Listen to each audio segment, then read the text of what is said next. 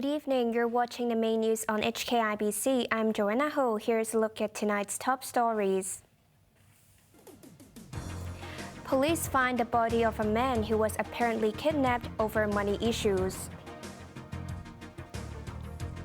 President Xi Jinping lands in Uzbekistan and is joined by Vladimir Putin a few hours later. And in London, people flock to say goodbye to the Queen.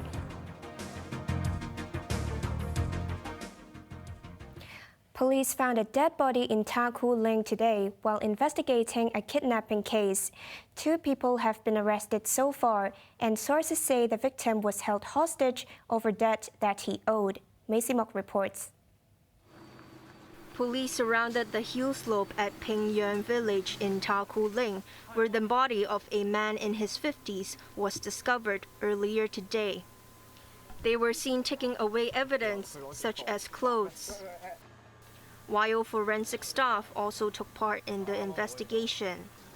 Authorities in hazmat suits later pushed the body to a truck before it was driven off. Police allegedly found and dug up the body after arresting 2 suspects from a restaurant in Phan Lang. They revealed its location after being taken in. Authorities were first alerted of the kidnapping last Monday. The victim's family were apparently told by his kidnappers that he owed them $3 million. This man who lives in the village said police asked him about the victim's disappearance several times and inspected a house in the neighborhood. Macy Mok, HKIBC. President Xi Jinping continues his 3-day trip to Central Asia, meeting with top leaders of various countries. He and Russian leader Vladimir Putin have both landed in Uzbekistan for the 8-Nation Summit. Macy Mok reports. President Xi Jinping landed in Uzbekistan last night after a brief stop in Kazakhstan. This 3-day visit to Central Asia is his first trip abroad since the COVID pandemic began over 2 years ago. He's joined by leaders of 7 other countries, including Russia's President Vladimir Putin, for the Shanghai Cooperation Organization Summit. Xi was greeted by Uzbek President Shavkat Mirziyoyev and dozens of performers as he descended from his plane. The 2 presidents are expected to exchange views on bilateral cooperation as well as regional and international issues throughout the summit. In a statement, Xi noted that the 2 countries have been friends for a long time. He said the strategic partnership between China and Uzbekistan has steered into a fast track of development. A few hours after the Chinese president's arrival, Putin also landed. This is the first time both leaders are at the same event since Russia invaded Ukraine in February, while China is falling out with the West over Taiwan. In today's trip, Xi also met with leaders of at least 3 Central Asia countries, which all said they support Beijing's One China principle. Kyrgyzstan President Sadir Japarov told Xi that his country stands behind Beijing's stance on issues related to Taiwan, Xinjiang, and Hong Kong. There was also a talk with President Serdar Berdimuhamedov of Turkmenistan, which owns one of the world's largest natural gas reserves. Macy Mok, HKIBC.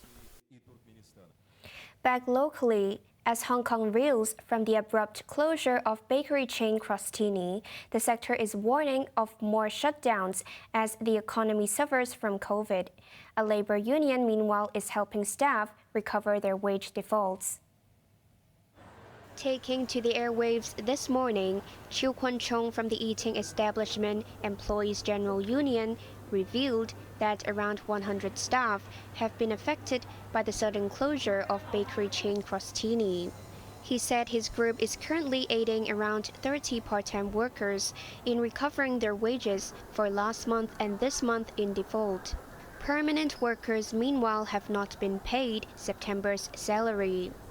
The union believes Crostini owes a total of $3 million to $5 million in wages, severance, and long service pay. On the same program, lawmaker Chen Xiu-hong said he had worries about the government's rental enforcement moratorium. And now his concerns seem to have come true.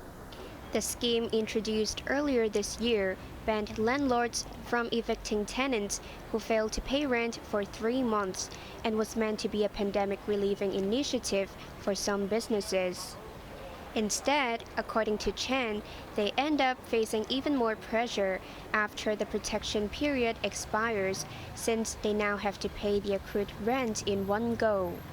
Earlier, Crostini's founder cited this as one of the reasons to why he had shut down. Similarly, President of the Federation of Restaurants and Related Trades, Simon Wong, said more closures could be on their way.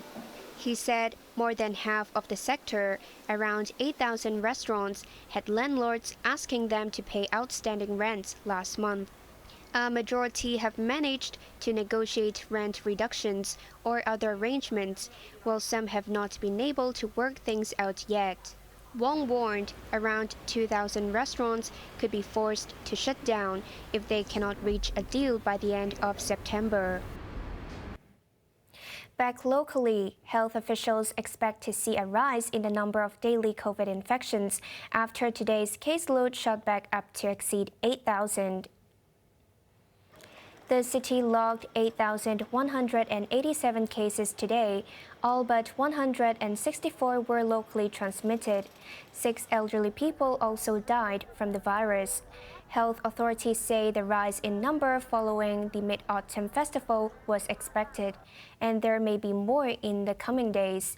Responding to claims that COVID is as mild as the flu, Albert Au from the Center for Health Protection argued that COVID has already taken 1.57 million lives. The fatality rate in the fifth wave is at 0.6%. He emphasized that COVID is 6 times deadlier than flu and is more transmissible as well. The city's consumer watchdog has warned that most margarines and spreads on the market contain carcinogenic substances. They also urged people to be careful with butter, as their high fat content can lead to cardiovascular diseases. Janice Low reports. Butter is a staple in cooking, but suffers a bad rap for its high fat content. That's why some reach for substitutes like margarine instead. But now, the Consumer Council is telling the public to beware, as they can be just as unhealthy as butter. Out of the 16 samples of butter alternatives it tested, the watchdog found more than 90% contain glycerol, a substance that can cause cancer. One brand, Earth Balance, was found to have exceeded the European Union standard of 1,000 micrograms per kilogram by 500 micrograms. 13 spreads, or over 80% of the samples, also tested positive for the toxic 3-MCPD, a food processing contaminant. Animal testing has shown an excessive intake of the substance can cause issues with the kidney, the central nervous system, and male reproductive systems.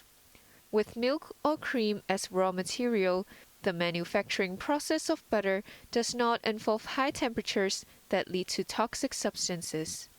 So, it's no surprise the 12 butter samples tested were toxic substance-free. However, the watchdog said it's not necessarily healthier.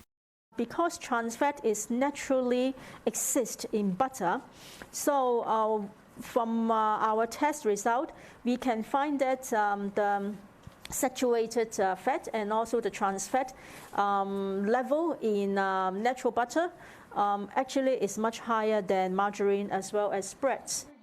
The Consumer Council added that although butter contains unsaturated fats that are considered good, the test samples contained more unhealthy saturated fats and trans fats that can up the risk of cardiovascular diseases. Janice Low, HKIBC. Overseas, massive queues were seen outside Westminster Hall in London as the public flocked to pay their respects to Queen Elizabeth II. The British capital is busy making final preparations for the late monarch's funeral on Monday. Winna Wong reports.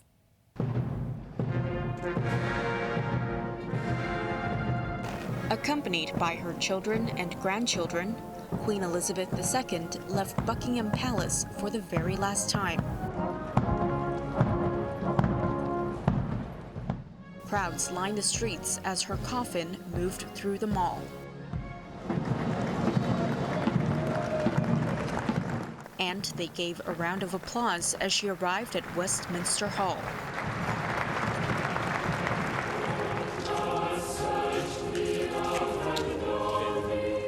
Draped in the royal standard and topped with the imperial state crown, she was then settled inside.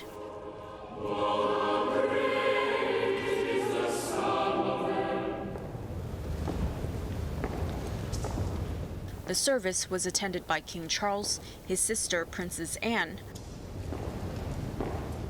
Queen Consort Camilla, Princes William, Harry, and their wives. After that, the public was invited to see her.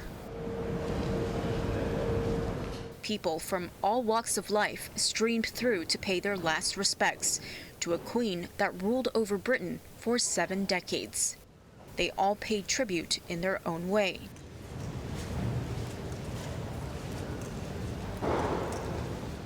For many, Queen Elizabeth II, Britain's longest reigning sovereign, was the only monarch they had ever known.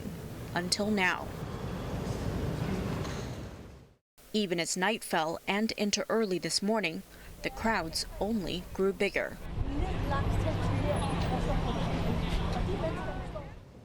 The Queen's coffin will lie in state at Westminster Hall until her funeral on the 19th. Her final resting place will likely be at St. George's Chapel, within the walls of Windsor Castle, where she's expected to be buried next to her husband, Prince Philip. Throughout the night, the British capital was alive with rehearsals for the big day. Winna Wong, HKIBC.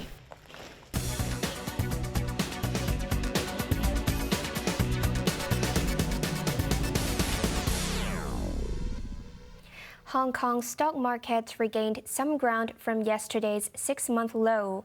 This comes as investors speculate upcoming economic indicators set to be released tomorrow morning. The local benchmark closed up 0.4%. Property shares contributed to the rally with hopes that cities on the mainland will roll out more relaxation measures to bolster the embattled sector. Guangzhou City has allowed property developers to cut home sales prices by as much as 20%, the biggest seen in a top-tier mainland city. Country Garden jumped 8.7%, while China Resources Land surged 4.9%. Now let's take a look at the markets. The Hang Seng Index closed up 83 points. To the top 10 active stocks, Tencent was up 40 cents, Wuxi Biologics up $3.35. Tracker Fund up 6 cents, JD.com up $3.20. To the forex trading against the Hong Kong dollar, euros at 7.84, pounds at 9.02, and Australian dollar at 5.27. Over to the UK market, FTSE 100 is up 25 points. On to the weather now. It will be mainly fine and dry tomorrow with some haze. Temperatures will range between 29 and 34 degrees. Expect Saturday to be the same, while Sunday will bring isolated showers. Now let's take a look at the weather around the world.